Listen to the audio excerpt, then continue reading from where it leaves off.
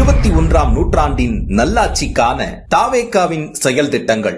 Tamil Nadu citizen privilege card ஒவ்வொருவருக்கும் அரசு நலத்திட்டங்கள் லஞ்சமில்லாமல் போய் சேர தமிழ்நாடு சிட்டிசன் பிரிவிலேஜ் கார்டு ஒவ்வொரு குடும்பத்திற்கும் வழங்கப்படும். பிறப்பிலிருந்தே அனைத்து நலத்திட்டங்களும் விண்ணப்பிக்காமலேயே ஏஐ தொழில்நுட்ப உதவியுடன் நேரடியாக வீட்டு வாசலுக்கே வந்து சேரும்.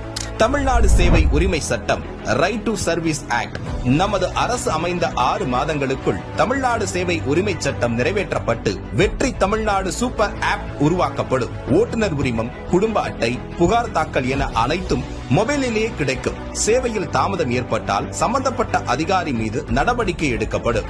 Tamil Nadu real time governance dashboard for accountable governance. Tamil Nadu அரசின் பட்ஜெட் வெறும் ஆவணமாக மட்டுமே இல்லாமல் திட்டங்களுக்கான நிதி ஒதுக்கீடுகள் இனி வெளிப்படையாக்கப்படும்.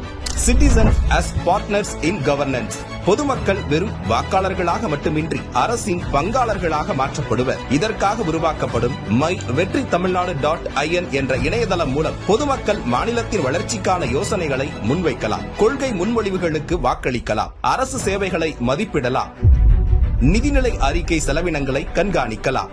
மக்கள் அரங்கம் திட்டம். மக்கள் அரங்கம் என்ற திட்டத்தின் மூலம் டிஜிட்டல் தளம் வாயிலாக மக்கள் நேரடியாக சட்டமன்றத்தில் மனுக்களை சமர்ப்பிக்கலாம். 10,000 கையொப்பம் பெற்ற மனுக்களுக்கு அரசாங்கம் பதிலளிப்பதும், அதே மாதிரி 5 லட்சம் கையொப்பம் பெற்ற மனுக்கள் மீது சட்டமன்றத்தில் விவாதம் நடத்துவதும் கட்டாயமாக்கப்படும். சட்டமன்ற கூட்டத்தொடரில் ஒரு முழு நாள் பொதுமக்கள் மனுக்களுக்கென்றே தனி நேரமாக ஒதுக்கப்படும். செயற்கை நுண்ணறிவு தலைநகர்.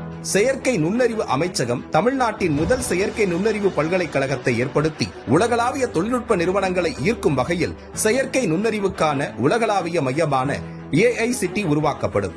இந்தியாவின் முதல் செயற்கை நுண்ணறிவு அமைச்சகம் உருவாக்கப்பட்டு மதுரை, கோயம்புத்தூர், சேலம் மற்றும் திருச்சியில் 1000 டீப் டெக் புத்தொழில் நிறுவனங்களுக்கு ஆதரவாக செயற்கை நுண்ணறிவு புத்தாக்க மையங்கள் உருவாக்கப்படும். தமிழ்நாட்டை நிதி ரீதியாக இறையாண்மை, தன்னிறைவு மற்றும் செழிப்புள்ள நாடாக மாற்றுதல்.